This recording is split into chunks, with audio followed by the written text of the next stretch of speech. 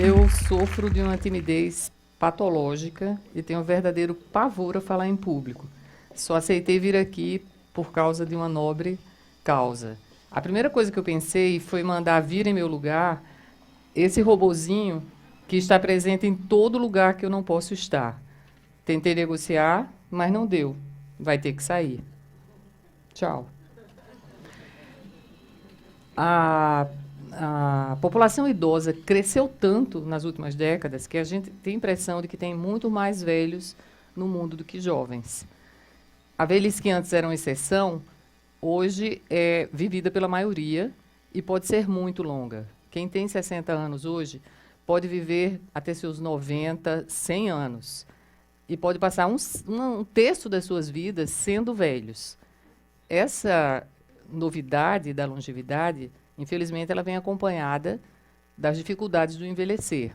Depois dos 80 anos, uma em cada 5 pessoas terá algum tipo de demência. Um em cada 4 terá perda de visão. E 4 em cada 5 problema de audição. A estatística da demência é alarmante. A cada 3 segundos surge um novo caso no mundo. No Brasil, já são mais de 2 milhões de pessoas com a doença de Alzheimer. Provavelmente todo mundo aqui conhece alguém cujos pais envelheceram e precisam de cuidado. E sabem das dificuldades que esse filho ou filha está passando. Cuidar de um idoso não é tarefa simples. Quem passa por isso sabe. E tudo leva a crer que a maioria de nós aqui vai passar por isso.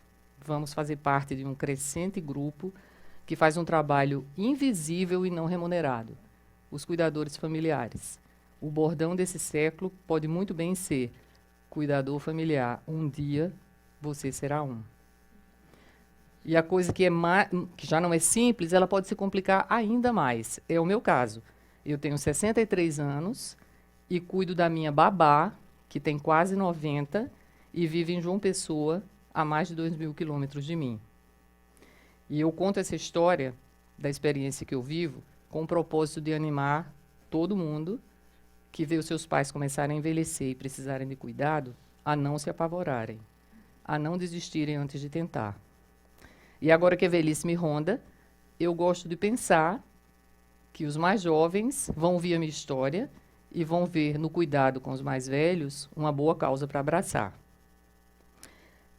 Eu cresci vendo os idosos da minha família do sertão da Paraíba serem bem cuidados. Desde muito cedo eu sabia da dificuldade, porque eu via minha mãe cuidar da sua avó durante anos, quando ela foi morar conosco depois de enviuvar. Não era nada fácil, mas a minha mãe contava com a ajuda de muita gente, empregados, parentes próximos, até mesmo a vizinhança ajudava. Eu, já pequena, conversava diariamente com a minha bisavó, ouvia suas histórias repetidas, como se fossem ditas pela primeira vez. E eu tinha muito medo, porque sabia que um dia a minha hora ia chegar, e eu não tinha irmãos com quem dividir essa responsabilidade. Eu era filha única. E um dia, de forma inesperada, chegou a minha vez de cuidar. Eu entrei num mundo desconhecido, sem nenhum preparo e com muita solidão. Uma aventura que eu vivo há mais de 20 anos e que transformou definitivamente a minha vida. Foi muito difícil no início, e no início eu nunca achei que fosse possível dar conta do recado. Acabei dando. Eu tive uma infância feliz e normal, com pais zelosos, e como um bônus extra, eu tive a minha babá, a quem sempre chamei de Neném. Neném é uma pessoa completamente peculiar. Ela chegou na minha casa antes de eu nascer, e jovem ainda, pobre, órfã, sem documentos, sem idade conhecida, e com as irmãs que a vida acabou afastando dela. Nenê nunca conseguiu aprender a ler e escrever, e esse analfabetismo trouxe muita insegurança para ela. Ela passou a ver na nossa família tudo o que significava essencial para a sobrevivência: o trabalho e a família.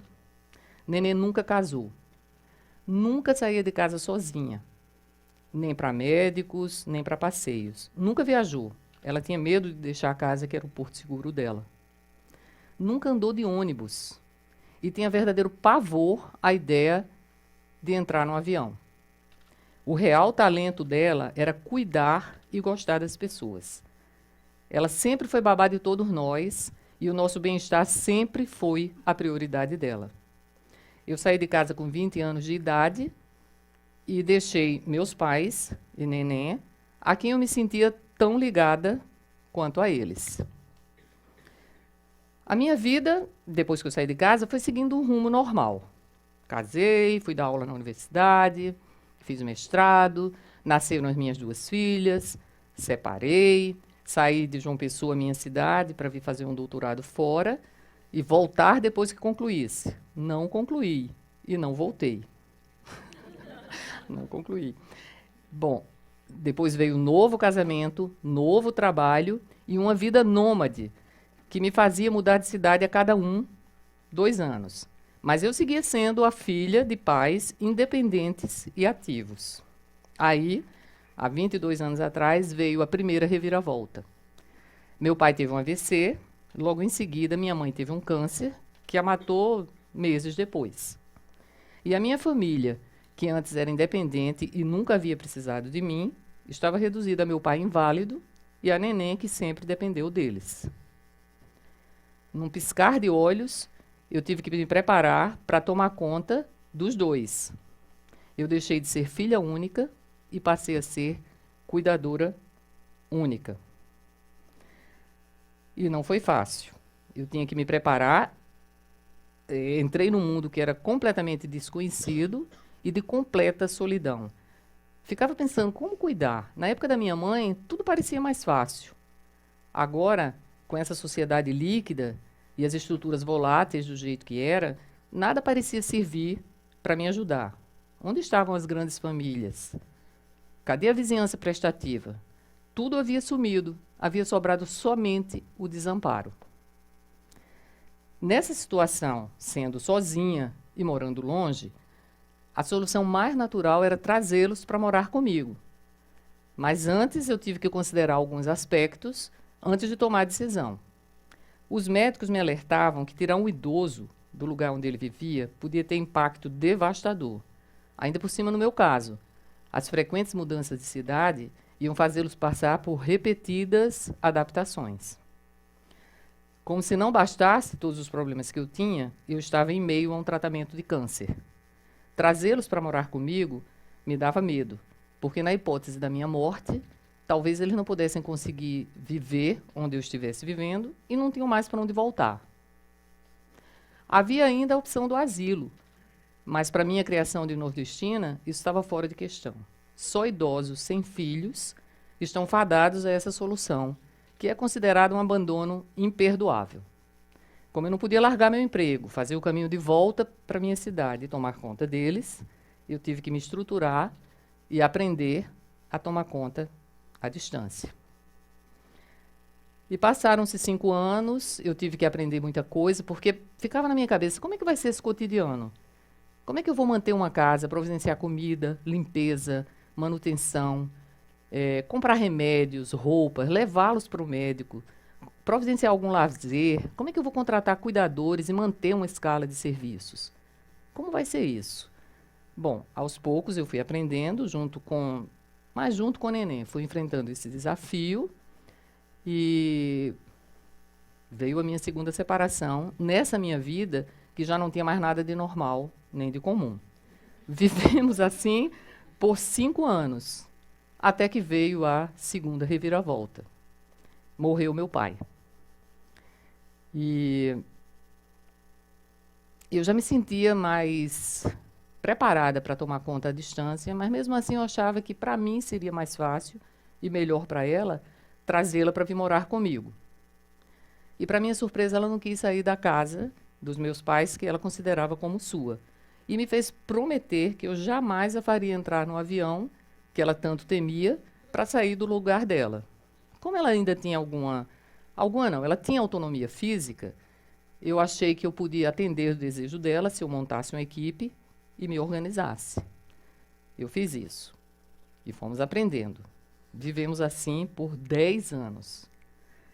E veio a terceira reviravolta. Quando ela já passava muito dos 80 anos, e eu já ia no terceiro casamento, a vida não é só tristeza, a vida também é alegria.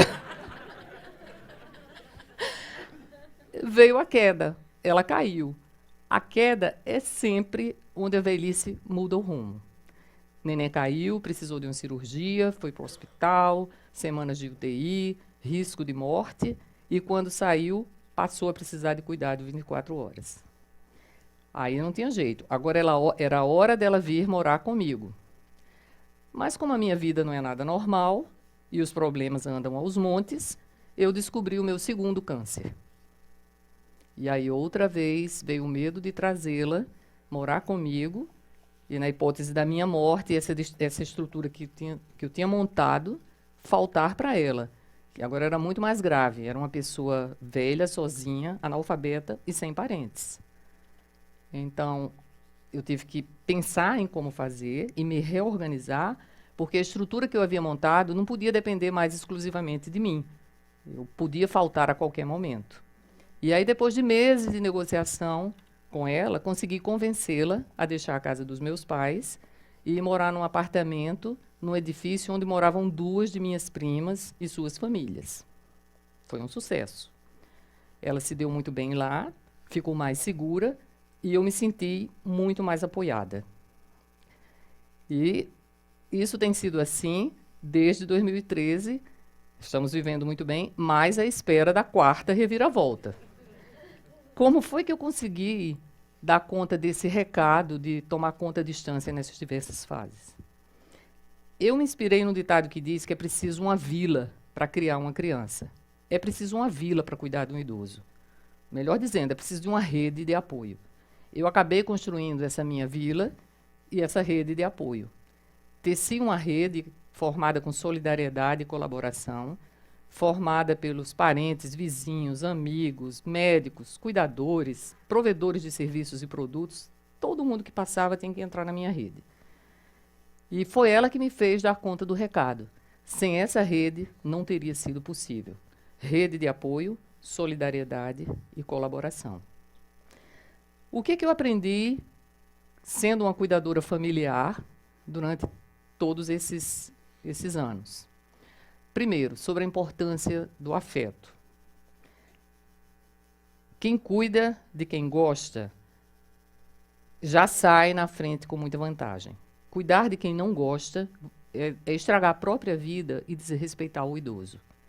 O afeto que eu senti por Neném foi sempre a grande motivação para eu enfrentar os desafios. Quando não há afeto, é preciso criar. Sobre o valor do dinheiro, obviamente. É preciso construir uma base material para o futuro. Há inúmeras coisas que precisam ser feitas e sem o dinheiro será inviável.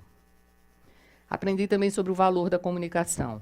É preciso se comunicar muito com o idoso que está distante e com a sua rede. É preciso que eles sintam que você está perto, mesmo estando longe. Aprendi sobre a solidão de quem cuida. O cuidador familiar, único ou não, ele passa por momentos de solidão insuportáveis. Você não ter com quem dividir o peso da responsabilidade dessas tarefas é impensável. Então, normalmente os cuidadores familiares são mulheres. É preciso convencer a família e trazer os homens para participar desse cuidado. As mulheres são muito solitárias e sobrecarregadas nessa tarefa. Depois eu aprendi que é preciso cuidar de quem cuida. E quem vai cuidar? Não vai ter um cuidador para quem cuida. É muito comum vocês verem as pessoas que cuidam abandonarem as suas vidas. Esquecem da sua saúde, não têm tempo para lazer, não cuidam das suas finanças, dedicam todo o seu tempo. E como não tem quem cuide, o cuidador precisa aprender a cuidar de si mesmo. A ideia não é que cuidar de outra pessoa custe uma outra vida. E, finalmente, eu aprendi sobre como a tecnologia pode ser uma grande aliada. Graças à tecnologia, eu consegui realizar o meu sonho de participar remotamente de uma consulta médica com Neném.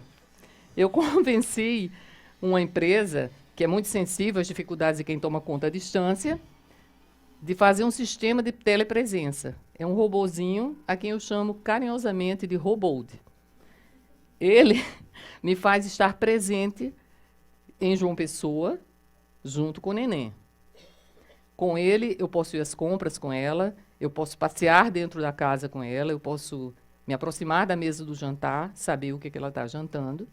Podemos conversar numa varanda, ela e o robô, eu de qualquer lugar do mundo, ambas esquecidas da distância que nos separa. Sem esse robô também, eu teria ficado muito mais longe e mais distante do que eu gostaria. E qual é a minha mensagem? Eu fiz do cuidado uma causa. O cuidado de um idoso à distância poderia ter me derrotado, mas ele me trouxe uma oportunidade de aprendizagem e eu me sinto uma pessoa melhor dando conta desse recado. Eu quero ajudar a encontrar uma forma nova de cuidar, menos solitária e mais solidária. Esse mundo onde tudo é etéreo e efêmero, nele é preciso recriar a cultura de apoio com o idoso. Eu quero envelhecer num mundo onde os idosos sejam bem cuidados e os cuidadores familiares bem apoiados. A velhice pertence a todos nós e cuidar dela é nossa obrigação.